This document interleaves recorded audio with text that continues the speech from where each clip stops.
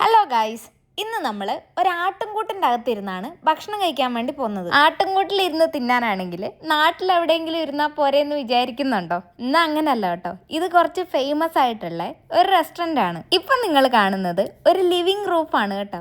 24/7 ഇഷ്ടം പോലെ ആടുകൾ മേഞ്ഞു നടക്കുന്ന ഒരു പുൽമൈതാനം. വാൻകൂവർ ഐലൻഡിൻ്റെ അകത്തുള്ള ഓൾഡ് കൺട്രി മാർക്കറ്റിലെ ഗോഡ്സ് ഓൺ ദ റൂഫാണ് ഈ സ്ഥലം. ഇവിടുത്തെ ആട് എന്തായാലും ഭാഗ്യത്തിന് ആട്ടുംകൂടിന്റെ പുറത്ത് താമസിക്കുന്നതുകൊണ്ട് അകം നല്ല അടിപൊളി മാർക്കറ്റും റെസ്റ്റോറൻറ്റും കൂടാണ്. നല്ല വിശന്ന് പൊരിഞ്ഞ് നട്ടുച്ചയ്ക്കാണ് വന്ന് കയറിയത്.